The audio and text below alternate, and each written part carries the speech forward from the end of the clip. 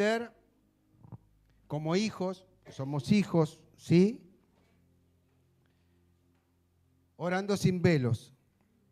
Y vamos a poder hablar un poco del Padre Nuestro y poder sumergirnos realmente en esta oración un poquito más profundo, ¿sí? Realmente yo tenía el Padre Nuestro como algo sutil, ¿sí? Pero cuando el pastor me habló de esto, pude escudriñar un poco y poder ir más profundo. Cuando realmente busqué algunas cosas, me desanimé.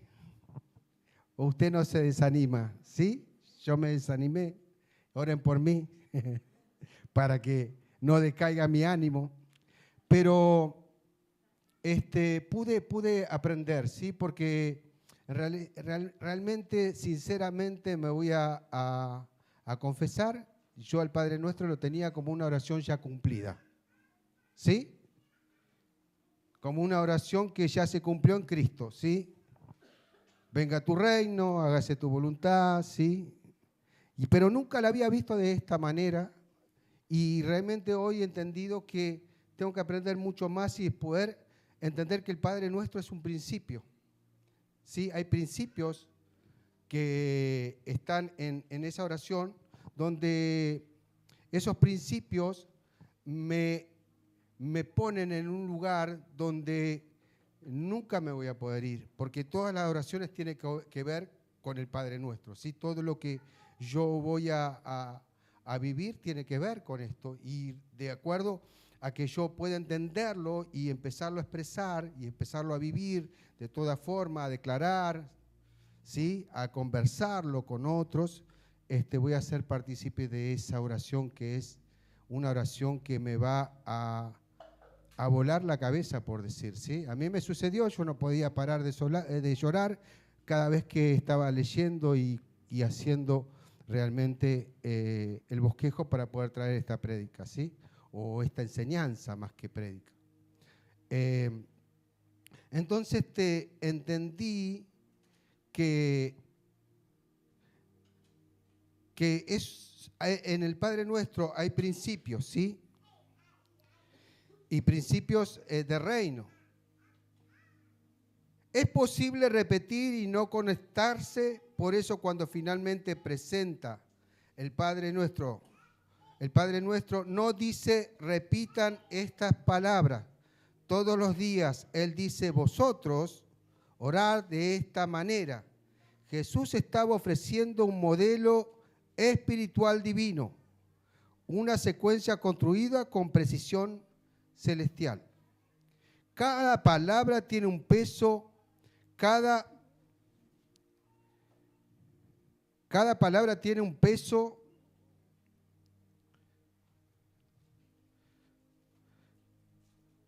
cada frase es una llave y cada oración forma una escalera que sube al trono del Padre, pero que hizo la religión con esto. Transformó el modelo en un mantra.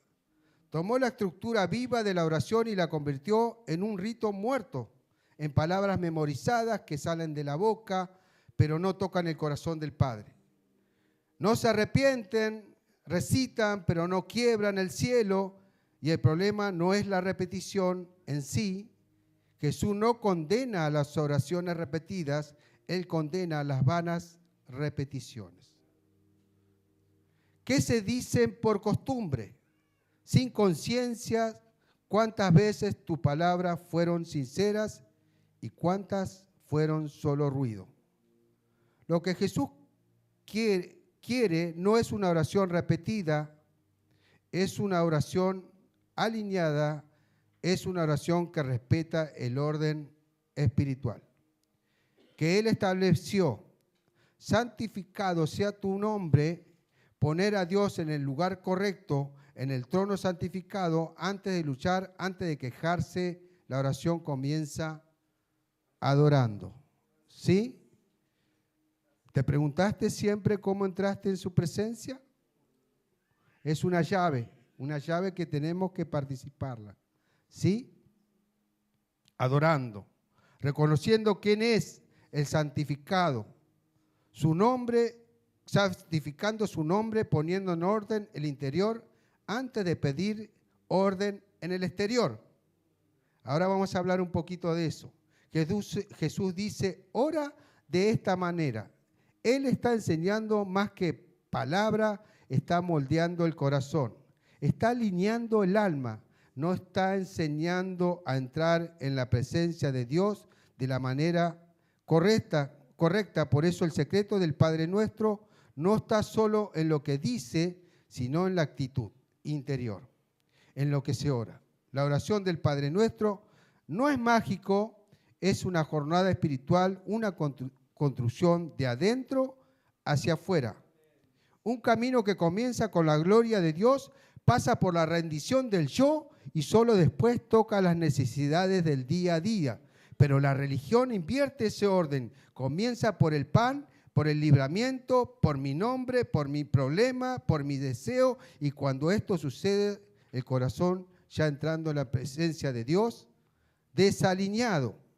El ego, la oración, no es sobre convencer a Dios y por eso que antes de cualquier petición la oración comienza con santificado, sea tu nombre. Porque quien no santifica el nombre de Dios con la boca, no puede esperar que el cielo responda con poder. La oración del Padre Nuestro es una revolución espiritual.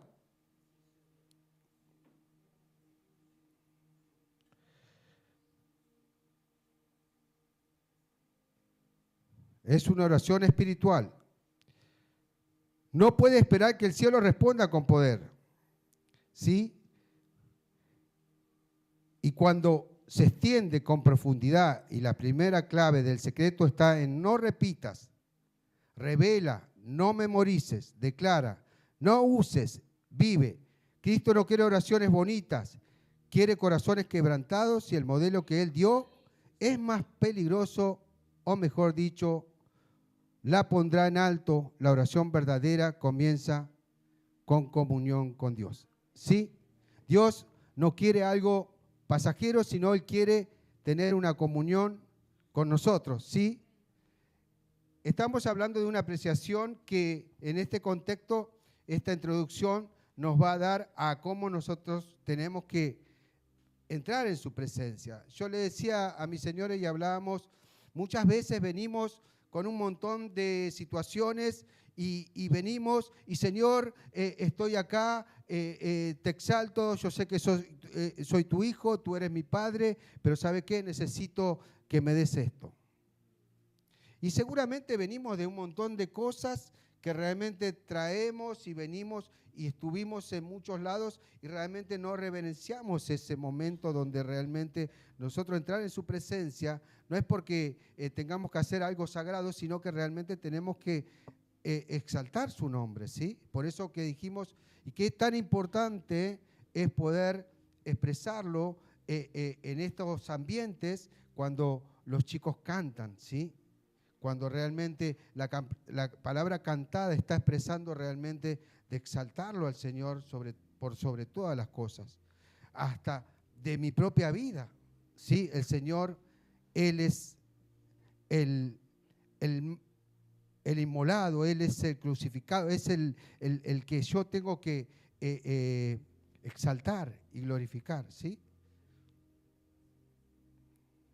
Sí, yo hablaba de 6 peticiones, ¿sí? De 6 principios de reino, ¿sí? Sobre el Padre Nuestro. Y sabemos que en este momento, ¿sí? Entrar en su presencia con adoraciones, como decía yo, despojándome de mí mismo, ¿sí? De mi ego, de mi yo, ¿sí? Poder entrar en esa presencia. Entrar realmente en esa divinidad. Esto no es cualquier cosa, porque a veces tomamos como algo repetido, algo vil, algo que realmente no es importante en la oración. Por lo menos muchas veces me sucedió a mí. Hice oraciones realmente que no tuvieron fundamento, no llegaron a ningún lugar. ¿Sí?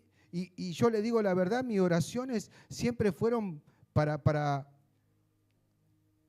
nunca, le digo la verdad, nunca pedí algo para mí. siempre mis oraciones fueron de gobierno, de autoridad, para los otros, ¿sí? Siempre fueron así, ¿sí? Y equivocadamente, hoy estoy aprendiendo y gracias a Dios, pastor, por este lugar, por estos ambientes donde realmente nos están enseñando realmente una verdad verdadera, porque yo tampoco entendía por qué es verdadera, ¿sí? Esa verdad, y eso es más profundo todavía que la verdad, ¿sí? Entonces, no nos dejemos engañar, porque a veces, por creer que sabemos, entramos en un lugar monótono, donde repetimos como loro y realmente no tenemos muchas veces resultados porque hemos aprendido de una manera por ahí, por arriba, ¿sí? Muy por arriba. Y hoy estamos siendo más profundos, ¿sí? Hasta que dijo el pastor, hasta que nos ahoguemos, dijo. ¿No fue así?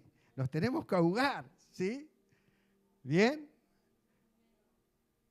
Padre, es una afirmación de dependencia, de rendición, de cercanía, que yo no soy dueño de nada ni de mi propia vida, pero Jesús va más allá. No dice solo Padre, Él dice Padre nuestro.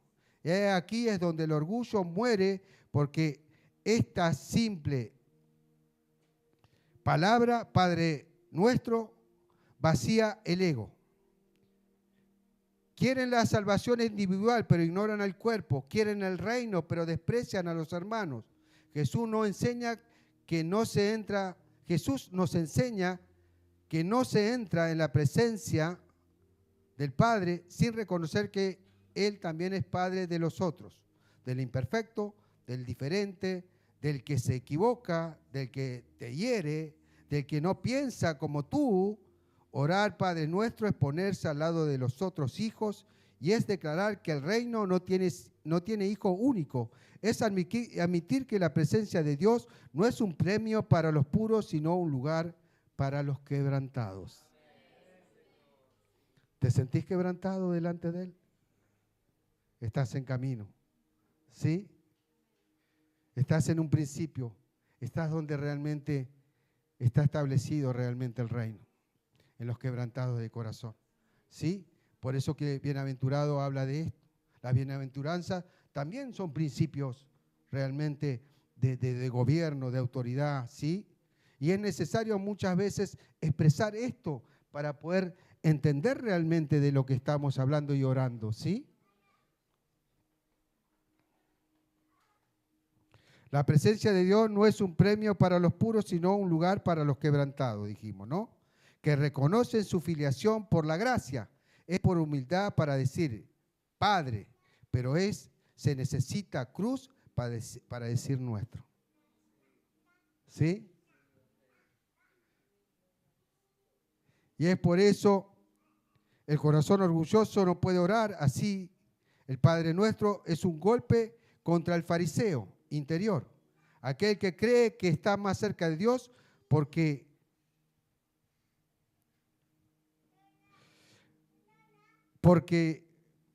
ora mejor o conoce más versículos o tiene más tiempo en la iglesia, pero la oración enseñada por Jesús comienza donde el fariseo tropieza. En la humildad no comienza con Señor Todopoderoso, ni con Dios Altísimo, comienza con una palabra íntima, comunión, evangelio. Dios quiere ser llamado Padre. No por cualquiera, mas a todos los que le recibieron, a los que creen en su nombre, le dio potestad de ser hechos hijos de Dios. Juan 1:12. Es necesario nacer de lo alto para tener el derecho de llamarlo Padre. ¿Todos nacimos de nuevo? Tenemos el derecho.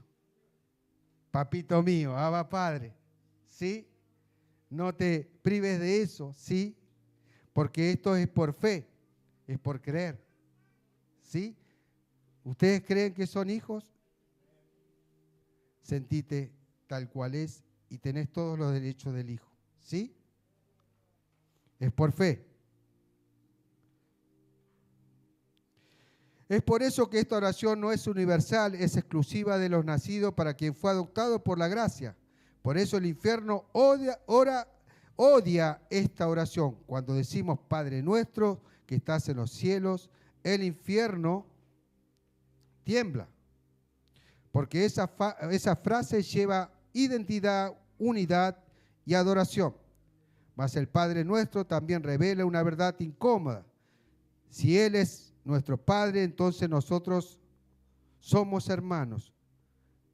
Y eso destruye toda arrogancia espiritual, toda comparación entre los hijos. No hay púlpito, no hay suficientemente alto para elevarse por encima de esta palabra. No hay cargos eclesiásticos que valgan más que un hijo quebrantado. No hay función que reemplace la afiliación, y el Padre nuestro es una espada contra el ego y un puente hacia el cielo. Por eso no se ora esa frase de cualquier manera. Debe salir de la boca con temor, el corazón con verdad, porque quien no acepta al Padre nuestro, tu voluntad, ni para los perdonados, ni para los librados. Todo comienza aquí con la muerte del orgullo. El nacimiento de la identidad. Esta parte y el resto de la oración no tiene poder, pero si lo entiendes, entonces estarás preparado para entrar en el reino de Jesús. Podría haber comenzado la oración del Padre Nuestro pidiendo pan. Podría haber iniciado pidiendo perdón, dirección o liberación, pero el comienzo de la adoración con reverencia, con la santidad del nombre del Dios Padre Nuestro, que está en los cielos, santificado sea tu nombre, está el primer movimiento verdadero del alma. No es pedir, no es postrarse antes de que cualquier palabra llegue a los cielos. El alma necesita inclinarse antes de que la petición suba al corazón. Necesito descender y decir, santificado sea tu nombre. No es una formalidad, es una declaración de guerra con la personalización de Dios. Es colocar al Creador en el lugar que le pertenece. El trono santificado, que significa hacer sagrada reverencia y apartar. Jesús está diciendo, cuando oréis, comenzar colocando el nombre de Dios por encima del mundo, por encima de vosotros mismos, que lleva su nombre con temor, y reverenciar su palabra es obedecer su voluntad. Isaías, al ver la gloria de Dios, oyó a los serafines clamando, Santo, santo es el Señor de los ejércitos. Isaías 6. Los cielos no comienzan con peticiones, comienzan con rendición. El reconocimiento de la santidad, al enseñarnos a orar, nos invita a subir a ese mismo nivel de pedir y adorar. Antes de declarar, cállate, quiebra el corazón con el reconocimiento de que el cielo es infinitamente más santo que nosotros. El orden es importante. Jesús no dijo tu nombre es santo, Él dijo santificado sea tu nombre. Es un deseo, una búsqueda, un clamor. Es como si dijéramos, Señor, que tu nombre sea apartado dentro de mí, que mis pensamientos te honren, que mis palabras te glorifiquen, que mi corazón te tema, que mi vida sea un altar donde tu nombre sea exaltado. Ese es el secreto que comienza santificando la atmósfera interior.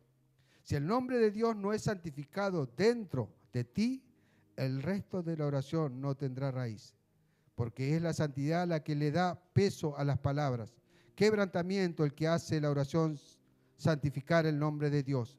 También es confesar que nosotros no somos el centro de la historia, que el culto no es sobre el hombre, que la vida no gira alrededor del yo, que Dios no existe para realizar nuestros sueños, sino que nosotros fuimos creados para glorificar su nombre. Esa es la clave del poder espiritual, cuando la gloria de Dios se vuelve más importante que vuestra voluntad. Cuando la presencia vale más que la bendición. El hombre es exaltado y no recibimos nada. Es por eso que tantos sobran y no ven respuesta. tantos oran y no ven respuesta.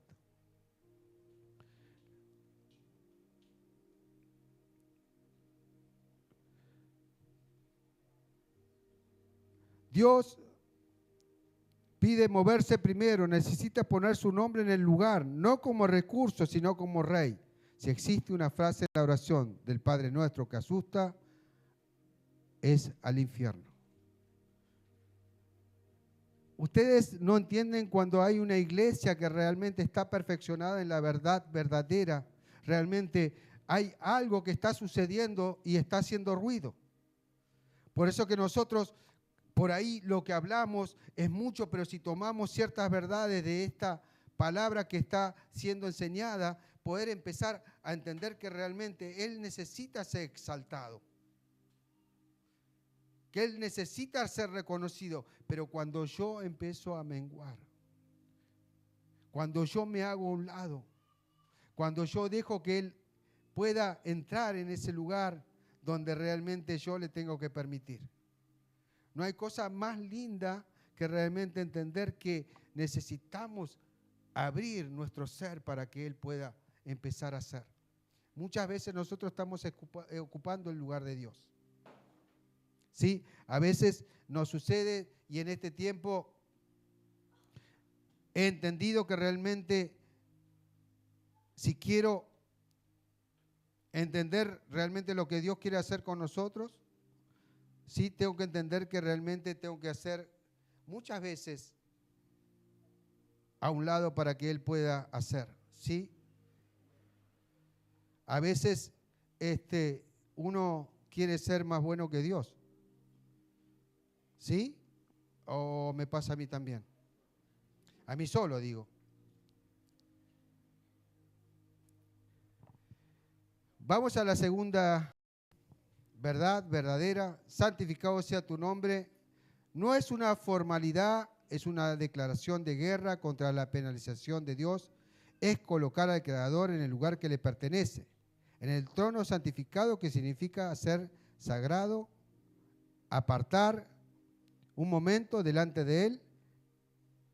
Y Jesús está diciendo: cuando oréis, comencéis colocando el nombre de Dios por encima del mundo, por encima de vuestro mismo, que lleva su nombre, con temor en reverenciar su palabra. Es obedecer su voluntad. Isaías, al ver la gloria de Dios, oyó a los serafines clamando: Santo, Santo, Santo. ¿Sí? Es por eso que cuando nosotros santificamos su nombre, ¿sí?, estamos reconociendo que Él es santo. ¿Sí? Y eso es algo poderoso, poder entender que realmente estas palabras no son sutiles, sino realmente traen una verdad donde nosotros empezamos a entrar a ese lugar, ¿sí? Es necesario que nosotros santifiquemos su nombre. Venga tu reino. Puede parecer simple, pero es una declaración de guerra, es una revolución. Cuando un hijo de Dios ora con esto, con sinceridad, está diciendo: abandono mi trono, tomo tu lugar, venga tu reino. Es más que un deseo espiritual, es una vida consagrada a su gobierno. Cuando quieren el reino pero rechazan el trono, decidís orar por el reino, y es orar contra el mundo, contra el pecado y contra el propio yo, porque el reino de Dios no entra donde el ego está vivo con vanidades, no coexiste con el pecado oculto, no se establece corazones que no se rindan. Venga tu reino es poner la corona a los pies de la cruz. Es renunciar a la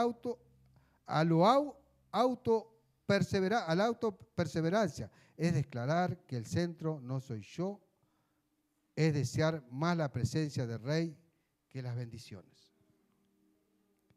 No confronta todo lo que nuestra carne desea, porque la carne quiere control, quiere comodidad, quiere dominio, pero el reino exige renuncia, exige humildad, quebrantamiento. Es por eso que Jesús puso esta frase justo al inicio de la oración. Después de reconocer a Dios como Padre, después de santificar el nombre del Señor, el siguiente paso es abrir espacio para que Él gobierne.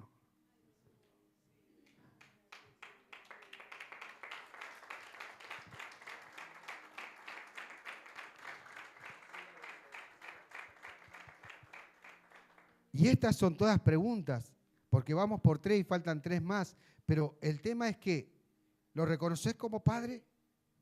¿Sí? Tenemos una apertura de cómo reconocerlo, ¿sí?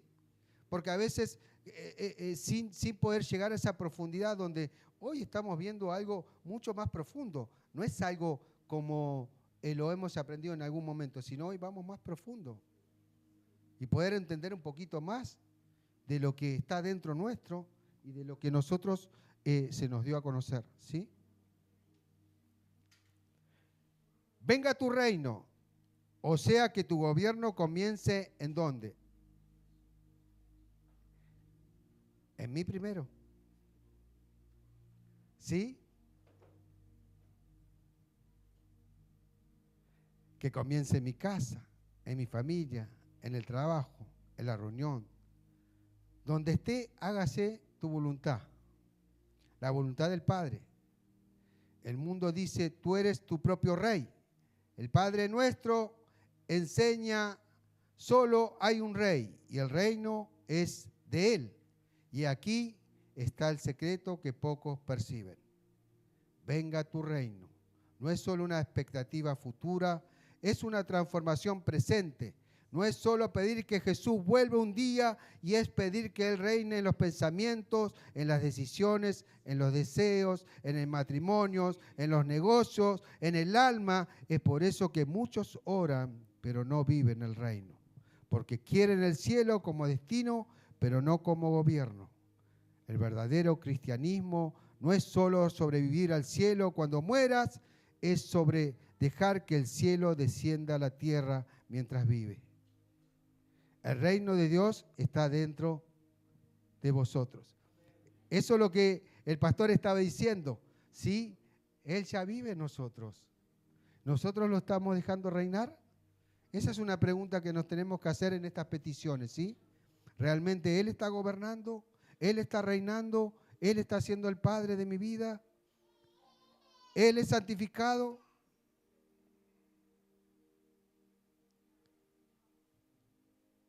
Lucas 17:21 habla de esto, pero solo se manifiesta cuando hay un espacio, y el espacio solo existe donde hay renuncia.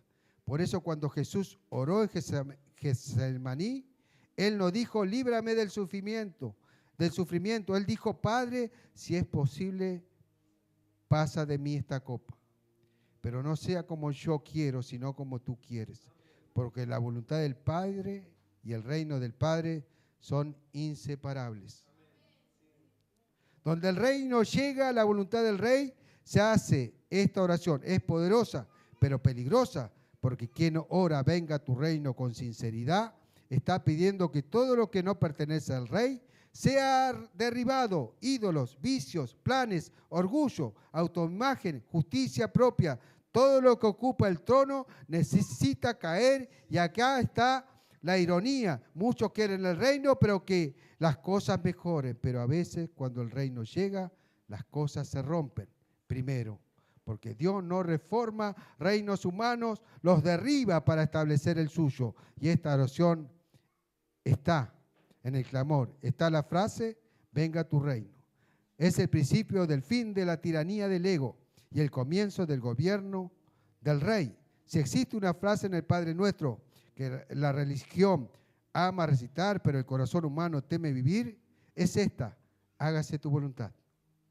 ¿Sí? ¿Cuántas veces, como estaba hablando la pastora, hágase tu voluntad y lo que hago es mi voluntad? Muchas veces, aún sabiendo la voluntad de Dios. ¿Sí? A mí me sucedió y realmente he pasado por una situación realmente que sentí en mí la muerte espiritual. ¿Sí? A veces el Señor nos dice vamos para allá y nosotros vamos para el otro lado. Por eso tenemos que saber a quién escuchamos. Si escuchamos al Señor o nos escuchamos nosotros mismos. Por eso mismo que cuando yo empiezo a clamar y a orar de la forma verdadera, empieza a revelarse la misma verdad en mí. ¿Sí? ¿A quién le estoy creyendo? ¿A quién le estoy creyendo? Es una pregunta. ¿Sí? Yo tengo la respuesta. Si le estoy creyendo a mi yo o le estoy creyendo al Señor. Porque mi yo tiene que morir. Y eso es una situación que yo tengo que resolver.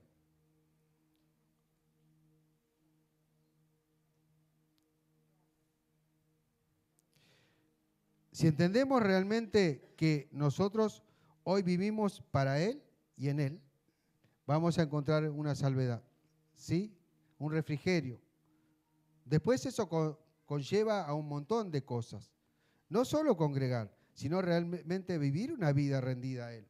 Y eso es lo que lleva a veces morir, ¿sí? Porque a quién no le gusta, no sé, yo le decía a mi señora siempre cuando nos decía, pastor, voy a venir a la reunión si el Señor quiere. ¿No escucharon eso? Si el Señor quiere, voy a hacer esto que yo sé que el Señor quiere. ¿Sí? Pero yo le pregunto para eso, pero para otra cosa no le pregunto.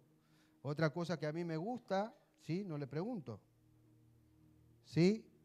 Pero esta sí, si yo voy a venir a la reunión, voy a venir si el Señor me deja, ¿sí? Seguramente no ha pasado. A mí me pasó. Muchos quieren el reino para que las cosas mejoren, pero a veces cuando el reino llega, las cosas se rompen primero. ¿Sí? Realmente muchos vinimos al Señor para que nos soluciones el problema y resulta que vinimos y nos sucedió lo contrario. Y dijimos, ¿para qué vinimos si nos está yendo peor? ¿Sí?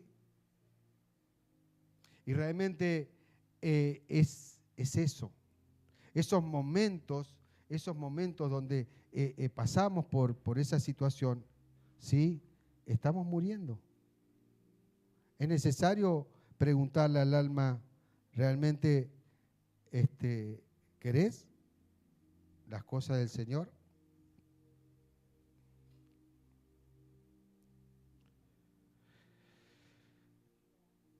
El Padre Nuestro, que la religión ama recitar, pero el corazón humano teme vivir. ¿Sí?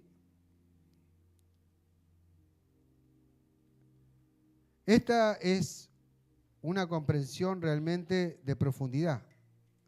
Se convierte en el divisor de aguas entre el creyente inmaduro y el hijo rendido, entre la religión que busca control y el discípulo que se entrega a la cruz. Porque ora, hágase tu voluntad, no es aceptar todo lo que sucede, es alinear el alma con el cielo. Es doblar la carne hasta que se inclina el rey. Es de dejar de discutir con Dios y empezar a obedecer. Sin condiciones. Esta oración es un acto de destinamiento voluntario. Es decir, Señor, mis planes son limitados. Mis deseos son imperfectos, mis perspectivas son humanas, pero tu voluntad es perfecta. Así que es en mí, conmigo y a través de mí lo que el cielo ya ha determinado, pero pocos viven en eso porque esta frase exige muerte. Muerte del orgullo, muerte de la necesidad de entenderlo. Toda muerte de la ilusión del control, muerte de los propios caminos. Y aquí está el dolor de la obediencia. La voluntad de Dios no siempre es fácil de aceptar. A veces nos lleva por el valle y a veces corta lo que más amamos. A veces confronta nuestros sentidos de justicia y a veces nos quiebra para después sanarnos. Pero siempre la voluntad de Dios es buena, agradable y perfecta.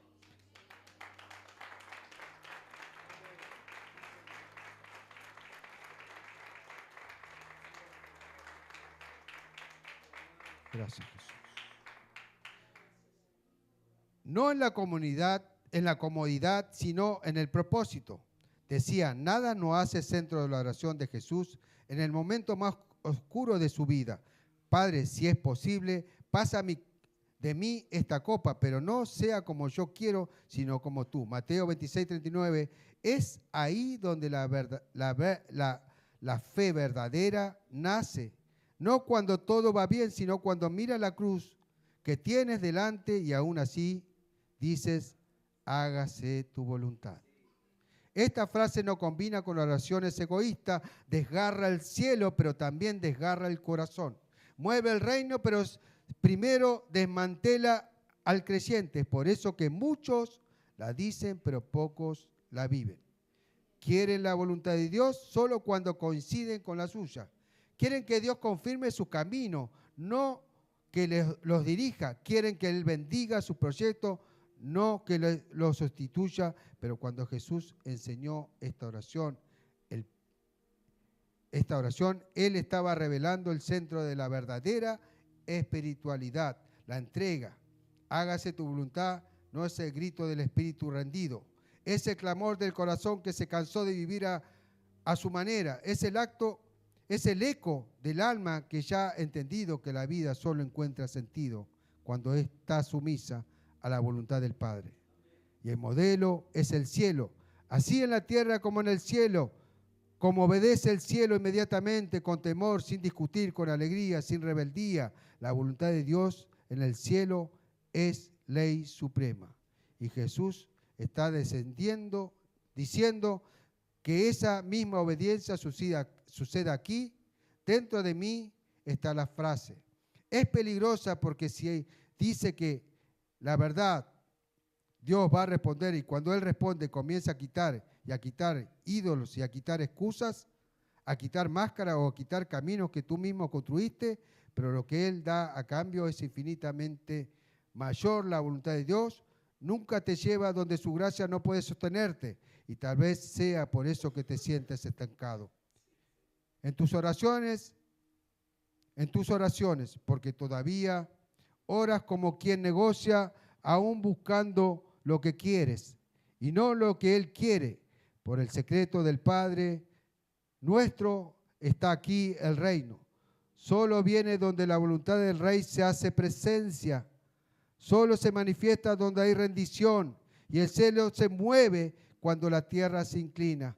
Entonces la próxima vez que ores, hágase tu voluntad. Sabe que estás entregando la llave de tu vida al Rey. Y esa es la oración más difícil, porque también la más liberadora después de honrar al Padre, santificar su nombre, desear su reino y someterse a su voluntad. Jesús finalmente enseña a pedir algo para nosotros. Después de todo esto, de que yo entro en su presencia, que yo lo santifico, que yo me rindo sobre Él, que le pido que se haga su voluntad sobre mi vida, sobre todo mi ser, ahí el Señor nos dice, ahora tengo algo para ti, ¿sí? Y dice, y habla del pan nuestro, ¿sí? Que nos va a dar el pan. Pero realmente a veces nosotros empezamos por, como decía al principio, de atrás para adelante, ¿sí? Muchas veces terminamos, gracias Señor, yo te amo porque me vas a dar. Y creemos que eso es algo así sutil, algo repentino, y si no sucede, me termino enojando.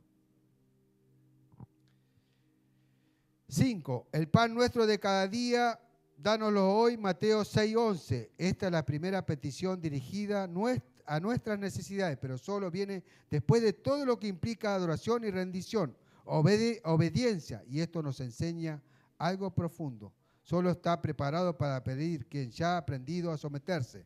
El pan nuestro no es solo alimento físico, es un símbolo de toda la provisión necesaria para el sustento del camino. Todo lo que viene de lo alto para mantener el espíritu firme, el cuerpo sano y el corazón en paz. Pero fíjate en los detalles de esta frase.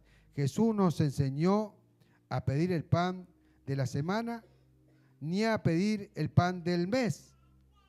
Él nos enseñó a orar por el pan de cada día. Y esto revela un secreto espiritual. La provisión del cielo es diaria, no se da para acumular, se derrama para confiar. No es esto que este sustento está parte de la oración destruye la autosuficiencia, no resguarda dependencia de Dios, no solo en las grandes luchas, sino en los simples actos de despertar y vivir un día más. Nos enseña a vivir el presente con fe, sin ansiedad por la mañana, así que no os afanéis por el día de mañana, porque el día de mañana traerá su afán. Me acuerdo que estábamos orando y realmente pudiendo entender esto, que todos los días el Señor que renueva, y es misericordioso por nosotros, porque muchas veces nosotros entramos muy vilmente a su presencia, a orar realmente de una manera que no sé si es correcta o incorrecta, cada uno lo sabrá, pero yo necesito adorarle. Yo necesito poder establecer que realmente hay principios, ¿sí? Aunque se nos ha regalado la gracia de ser hijo, pero entendiendo que realmente en esa gracia, sin culpa, poder entender con quién estoy tratando, ¿sí? Estoy tratando con el Señor. Y no es que tengo que ponerme en un lugar como nos enseñaban antes, como en aquel tiempo, que tengo que rasgarme, no. Pero sí tengo que entrar en sus atrios con acciones de gracia, reconociendo que Él es Dios, ¿sí?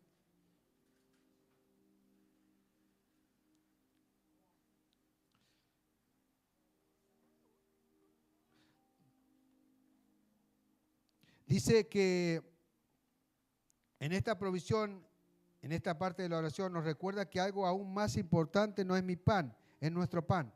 Esta palabra nuestro aparece de nuevo y con un propósito. Nos invita a orar, no solo por nosotros mismos, sino también por nuestros hermanos. Nos recuerda que el reino de Dios es una mesa compartida y que toda la oración verdadera lleva al otro consigo. Cuántas veces oramos solo por nuestros problemas, mientras a nuestro lado alguien se muere de hambre, de dolor o de soledad, el pan nuestro nos llama a la empatía. Nos recuerda que la oración es comunitaria y que toda provisión que viene de Dios tiene un propósito mayor que saciar el estómago, unir el cuerpo. También hay un detalle poderoso que nos enseña a pedir, dánoslo hoy. En esa es una exigencia, es una petición humilde, es el reconocimiento que no tenemos nada más que lo que Él concede. Esta es la oración que el orgullo no puede hacer, porque exige confianza constante y el orgullo quiere independencia, pero el Hijo sabe si el Padre es bueno, entonces el pan vendrá. Esta es la frase de la oración. Y nos enseña a vivir al ritmo del cielo, a confiar en Él, que Dios sustenta, a no correr por la mañana, sino a caminar, a renovar la fe por encima de todo y a recordar, el pan que sustenta el cuerpo es importante, pero el pan que sustenta el alma es eterno. Yo soy el pan de vida, el que a mí viene nunca tendrá hambre. Juan 3:35. El Padre nuestro nos enseña a pedir el pan de la tierra, pero también nos conduce al pan del cielo. Todo aquel que aprende a confiar en un día a la vez, vive en paz, incluso cuando todo alrededor está en caos, entra toda la frase del Padre nuestro. ¿Sí?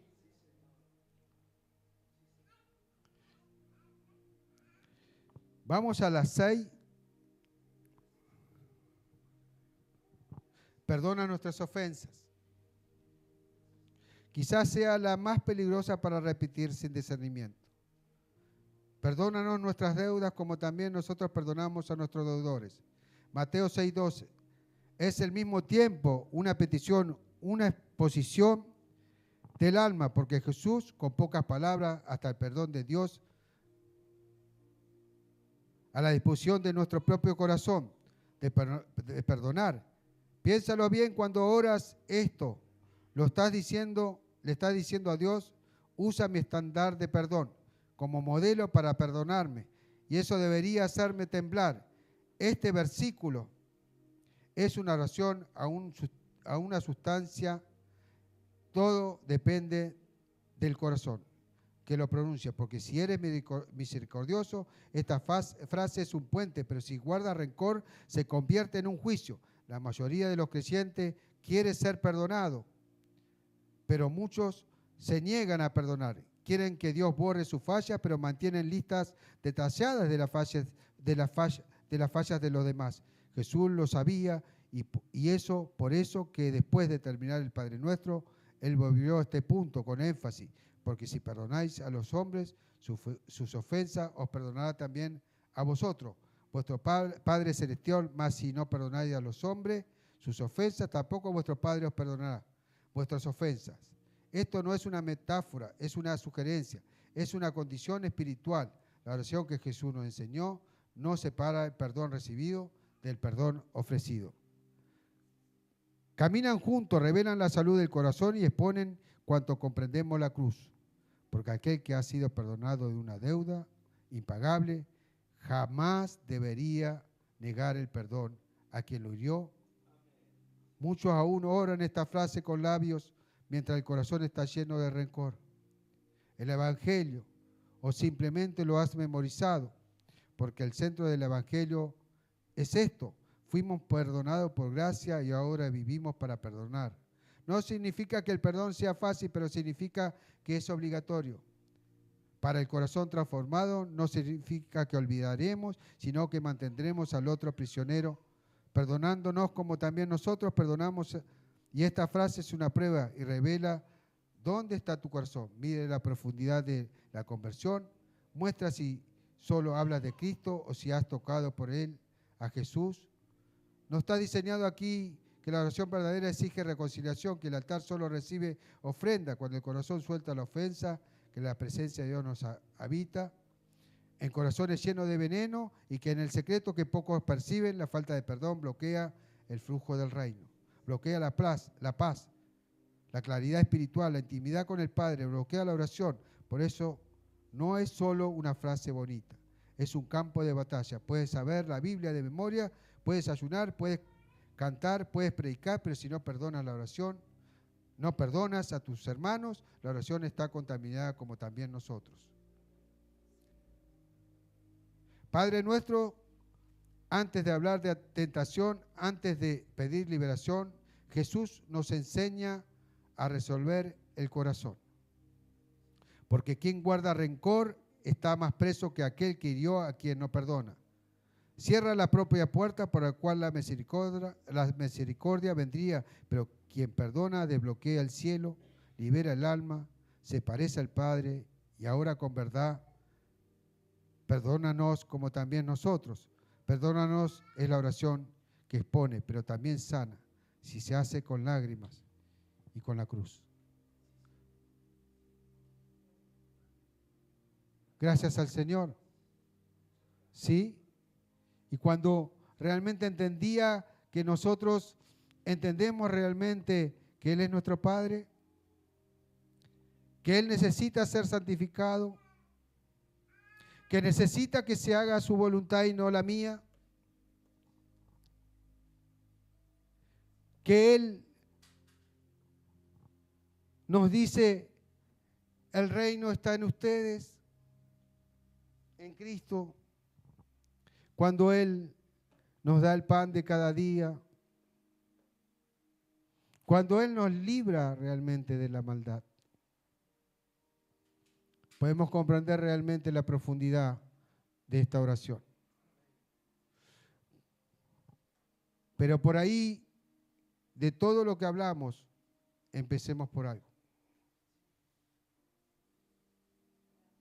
Entremos a sus atrios con acciones de gracia.